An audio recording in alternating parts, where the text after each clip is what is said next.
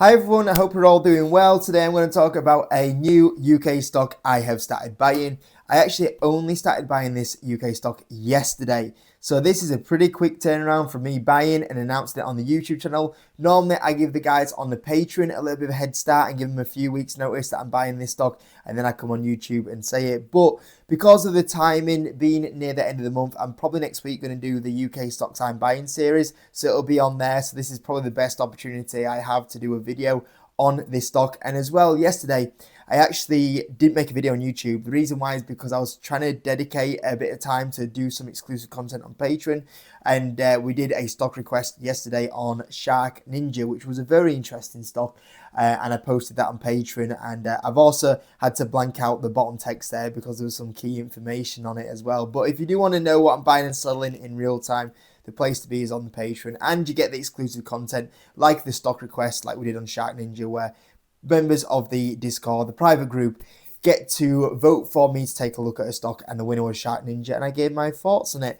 If you do want to join, support the YouTube channel, exclusive content on there, Discord with 600 members to talk to about stocks, including me. Link is in the description, guys. It is going up at the end of the year to reflect the performance that we've had this year in the stock market, with the performance being over 50% year-to-date return. So get in there now for the cheaper rates if you do want to do that. As well as that, if you do want to start investing, join eToro with the link in the description. I'm a popular investor on there. And just one more, just to let you know that I've just got an email from Simply Wall Street, who tell me that if you sign up with the link in the description at the moment, they actually have 40% off Simple Wall Street. And you guys know me, I use that platform all the time in my videos, and personally as well when I'm researching some stocks, I use that platform quite often as well. But let's get stuck onto this new UK stock I have been buying. Like I said, I've started buying this yesterday. It's a dividend stock and it's a value stock, and that stock is called Bloomsbury Publishing. So this is a stock that's actually been on my watch list for probably the last 4 months, and I've just been waiting for the right time to pull the trigger on it, and now, yesterday was the right time for me to pull the trigger on it. It has been declining over the last year. It had a pretty significant drop around May time, and I was thinking, okay, this is getting to interesting values now. If this stock goes sideways for like another year, half a year, which it has done, and then we start seeing the green shoots coming through, I'm going to buy it. And yesterday they did an interim results, and I saw the green shoots coming through. I looked at the valuation and I went, okay, I like this, I'm going to buy it. And what seems to be the cause of Bloomsbury having a poor year is the market has just come so short term at the moment, in my opinion. Really short term. We know the stock market has historically been quite a short term thinker, and it's normally trying to plan out where stocks will be in the next kind of 12 months, I would say. But in the last kind of 2 or 3 years, and especially this year, I don't know if this is just because we're getting into a bit more of a bubbly market, in my opinion, but it seems like the market has got to a point of view where it just kind of thinks about what's the next thing for stocks in the next 3 to 6 months. And in Bloomsbury's case, they do have a pretty crap 6 months coming up. But the next 12 and 24 months, and maybe a little bit beyond that, so when you're a long-term investor and you start thinking 1, 2, 3 years out, you actually start seeing, okay, they've got a lot of things going in their favour, and the market is just not pricing in at all because it's just looking at the next 3 to 6 months. And that's a massive mistake from the market, in my opinion. And I look at Bloomsbury and go, there's a lot of good catalysts coming for this company, yet the market's just ignoring them. Maybe because it's just a bit further out than what it's thinking. And that was the point where I go, okay, yeah, I'm going to be buying this one. And like I said yesterday, there was a lot of good information when they posted their interim results where I thought I'm going to go buy it. So historically, it's been a pretty decent performer in the stock market, as you can see here. Been on a very good rally really since 2017-ish. Trades around 16 times earnings, so we do know it's profitable. And it currently plays around about 3% divi yield as well, so you do get a lovely dividend. That dividend also has a very good track record of being hiked up as well. So Bloomsbury, they are a publisher of books, as you can see here, whether that be children's books. They also have the Harry Potter books, education. They've got a lot of big authors, as you can see here, with the likes of Sarah J. Maas as well, Gillian Anderson, J.K. Rowling as well. Trying to steal my initials there. What's that about there? I should copyright them. They did post the interim results on, I should probably not say that. She's a bit of a controversial figure nowadays, isn't she? Maybe I'm a controversial figure with my B&M videos recently. Anyway, posted their interim results yesterday. I thought they were pretty good considering they're having a bit of a tough time at the moment. So they talked about the diversification of the portfolio, revenue of 160 million, profit of 24 million with a margin of 15%, which is a pretty good margin, healthy profit margins.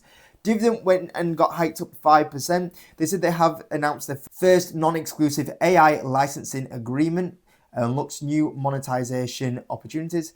Gillian Anderson Want #1 bestseller, and Catherine Rundell films with Disney. So that's obviously really positive, is when you have those kind of authors and their books then get chosen to end up becoming movies, especially someone like a Disney as well, because there's going to be a pretty decent budget on them. And then, it creates that demand for that branding. And if they, end up going to do, sequels in the books, people go, oh, I love the book, then I love the film. I can't wait for the next film to come out, so I'm going to get the next book. And you can kind of, build, big hypes around the book series then. Obviously Harry Potter is the main one that you think of as well. But, I mean, how many more has there been in that sort of situation with the likes of, Game of Thrones, for example, or Twilight series, and obviously they were very popular with the book sales and stuff like that. But as well, the board expects to deliver full year profit ahead of expectations, which is great because originally when the stock had this little, where we are here now, so this little drop here, which originally in my opinion put it to, pretty attractive values, is that the market got a bit, I think, nervous around the profits, had a little bit of a wobble.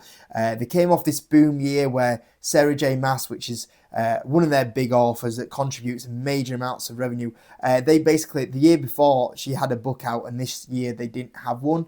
So the market kind of went, you haven't got one of your big titles this year, so we're going to sell you off for that reason. There were some other things like the profits maybe not being as strong as what they have been, and the market getting used to Bloomsbury doing ahead of expectations markets updates, that it kind of went, we have got used to you being better than this. You haven't got anything exciting in the next few months on the pipeline, so we're going to sell you off. And I think, like I said, it's just come so short term where I think that's just created a big opportunity. Even though they've not had a big title like Sarah J. Maas bringing out this year, the revenue has only gone down 11%. Pre-tax profit is down about 10%, as you can see at the moment.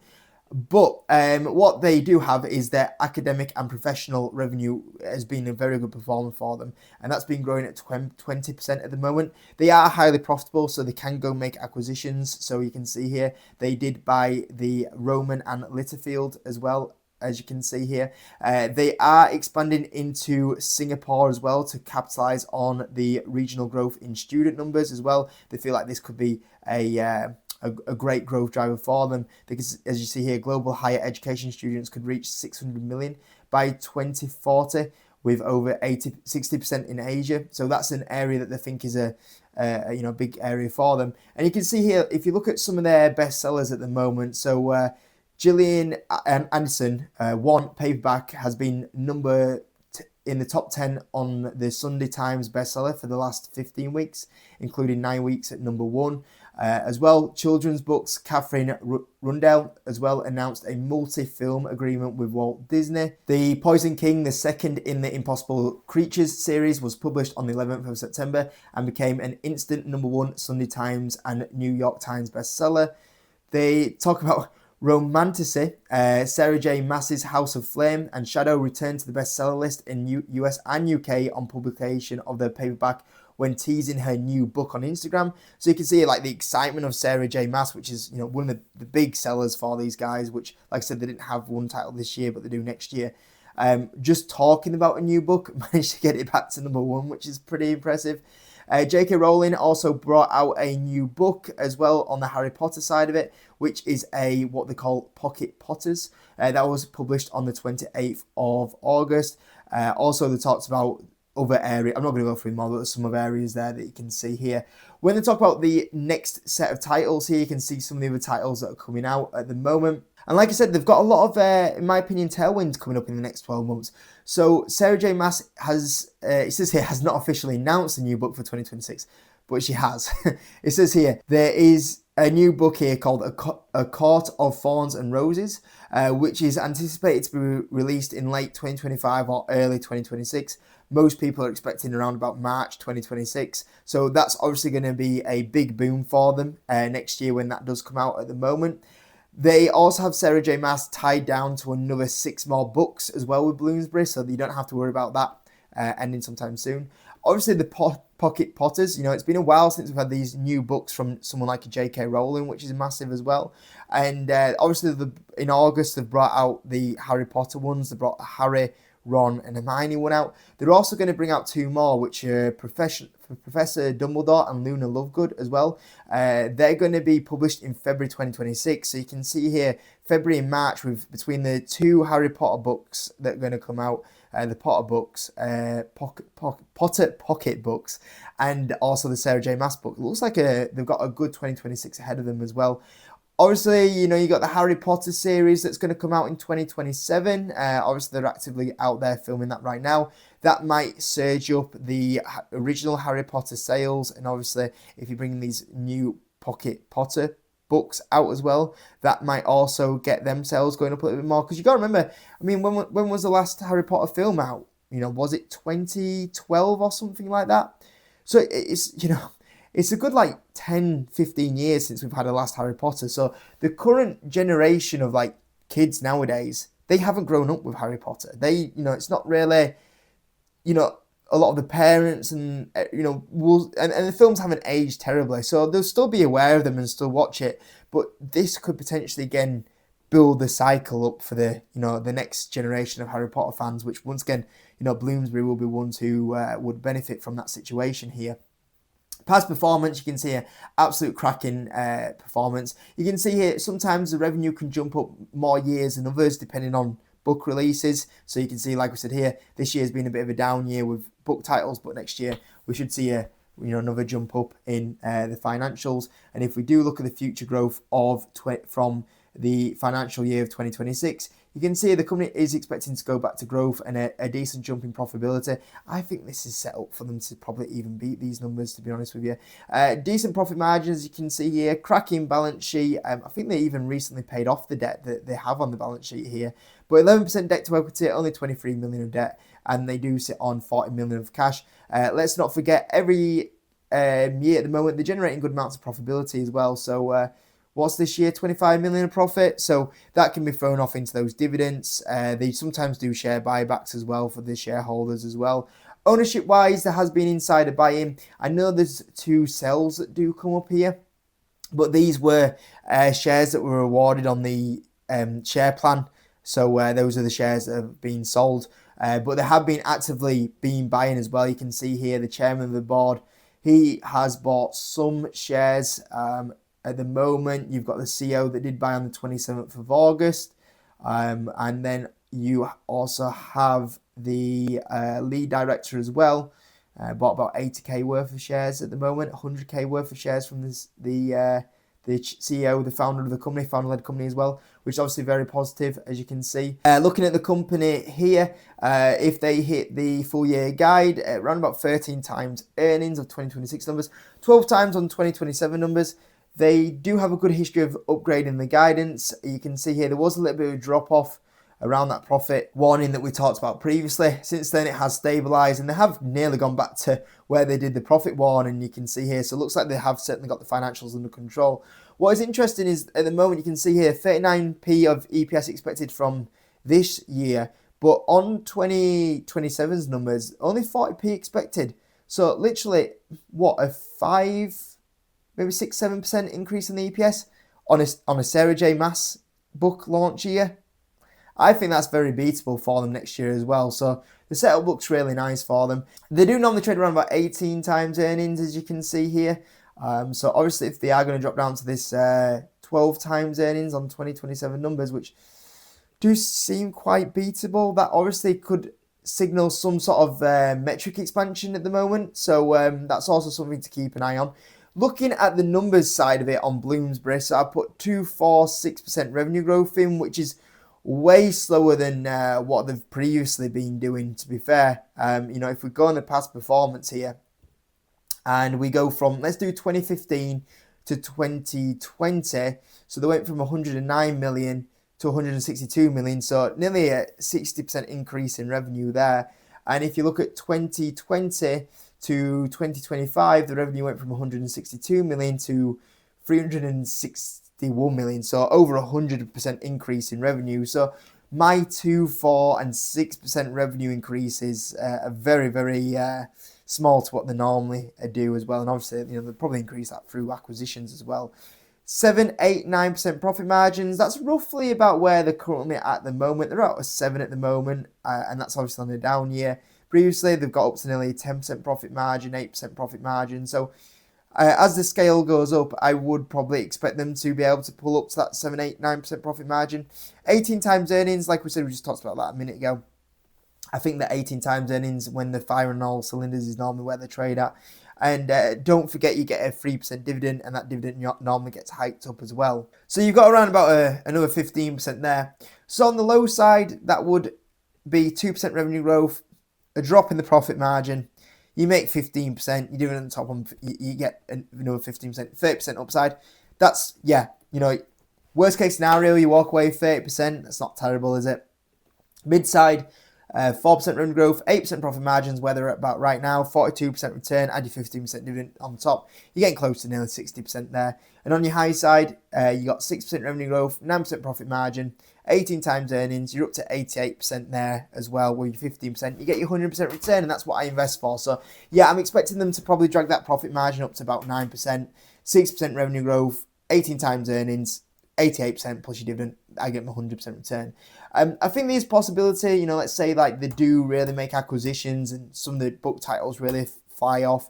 Maybe they do get to 10% revenue growth, maybe because of the scale of efficiency. Let's say they do drag out like a 10% profit margin. Let's say the market goes, actually, you know what? Let's actually put you up to like a 20 times earnings multiple. So if you do think like they can really execute like how they've done in the last few years, and they grow at 10% profit margins, 20 times earnings multiple, like a bit more of even more of a premium, you could be looking at 170%, add your 15% dividend on top. You're walking away there with, 185%. So if they do really, really execute, I think you could see some really big upside, to be fair. But I tell you guys all the time, like, that's like best case scenario. And I don't like assuming best case scenario. I don't like assuming like frothy numbers if they really execute. I like to give myself a little bit of, wriggle room just in case they don't actually like. I'm messing my numbers up here. Look at this. If they don't execute to perfection, then obviously, there's a bit of wiggle room there. So yeah, I like it. I really do like it. I think the market here has been thrown it under the bus because it hasn't had some of its major titles this year, and it hasn't done it ahead of expectations profit upgrade. And I look at it looks like they've definitely got back grips of the numbers with the head of expectations upgrade. They've got the key catalysts coming forward with some of the book launches, the Harry Potter stuff that's going on as well. Insiders have been buying. That's a great signal for me, especially right before they did a ahead of expectations profit update. That's obviously really what you want to see, is that clearly insiders have gone, yep, that's great, we're going to buy some shares, and then they brought the ahead of expectations profit update out. Maybe B&M can learn something from that. Yeah, it looks really good. So I bought a starter position, and I'll see where it goes from here. If it carries on going up, then at least I got about half a position built up, and maybe I walk away with like a short term 30-40%. If the stock does drop like 10-20% from here, I can probably double my position up, get to about a full allocation, and then when these key catalysts come in, I can hold it for the next 2 or 3 years and hopefully make a bit of decent money from it. So yeah, that's a new stock I've started buying anyway. So hope you enjoyed the video on Bloomsbury. I won't be making any more videos this weekend, guys. I'm going to have a little bit of time off over the weekend because it's entering earnings season in the next few weeks, and by then I'll be like rushed everywhere making videos and looking at earnings. So I'm going to have this time to just chill out a little bit and relax, and we'll be back on Monday. Unless you're on the Patreon, I'm probably going to do a video on Evolution's earnings as well, to be fair. So I will probably do one video on there for you guys if you do want the extra content from me. Apart from that, I'll see you all on Monday for the week ahead preview. It's going to be a mega one as we enter peak earning season. So I'll see you then, guys.